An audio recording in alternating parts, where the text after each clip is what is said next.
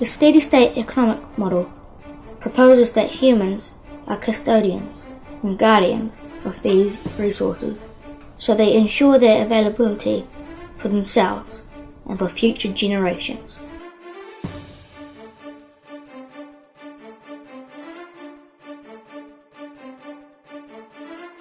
So how do we need to change? How does human civilization and society need to change? There are two aspects to this that are really important. One is the nature of our economy, what we believe economic activity to be and why we do it. And the other one, frankly, is population. Let's deal with the economic one first. Our major framework for economics at the present time, which most of us simply accept as simply the way things are. So the public, politicians, for many years now have accepted what is called the neoclassical model of economics as just the way things are and should be. It has shifted and changed a bit over the time, but it's been in place for roughly 150 years, and you would have heard about that from John Peet. Now that economic activity is based on a set of values or ethics or principles which we simply cannot sustain any further. These are ethics and values and principles that basically say that continual economic growth is necessary in order to make human beings happier and better off. And that's at an aggregate level and at the individual level as well.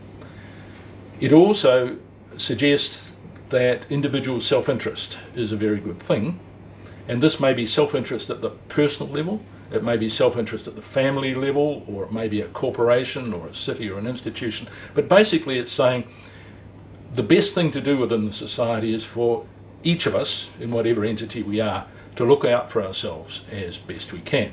So you get this individualistic behaviour, and there are theories of economics that says that leads to best welfare, best well-being for the society as a whole. As you've heard, that is simply wrong.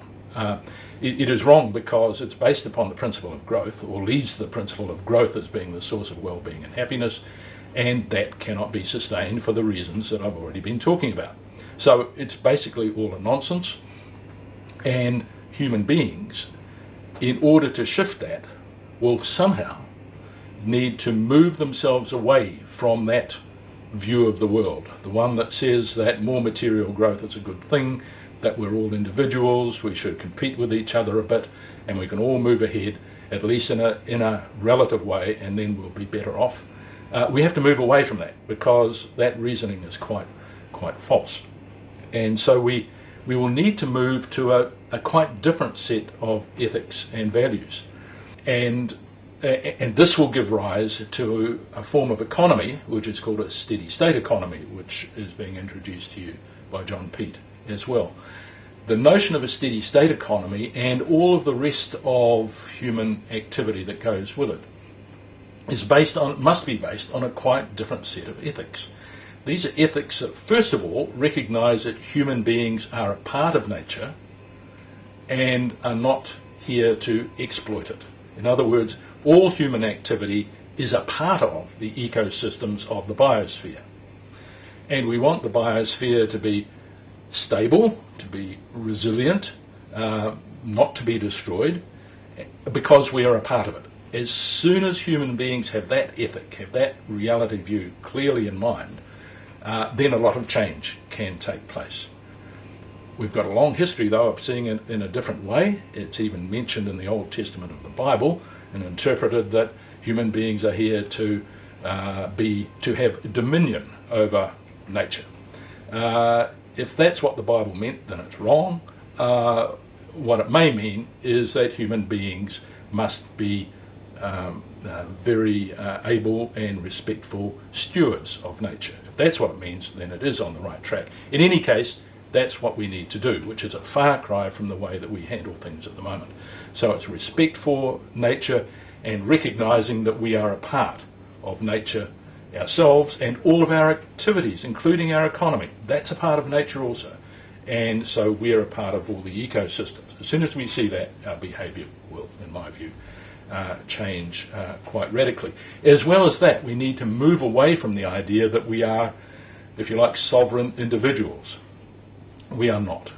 Human beings are interdependent with each other, quite obviously, actually, but we need to have that point of view very clearly in mind.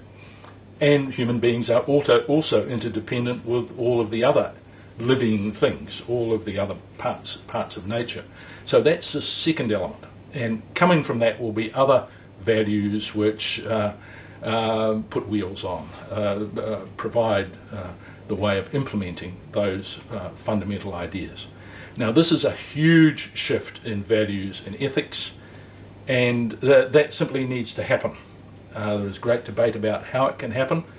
We certainly cannot continue for very much longer with the old set, because the planetary biosphere will simply tell us in no uncertain terms that we can't do that anymore, because certain things, certain ecosystems upon which we depend will decline and eventually, in the extreme, would close down. Whether human beings need to have shocks of that kind in order to change their ethics, values and behaviour is an open question. Let's hope that that is not the case.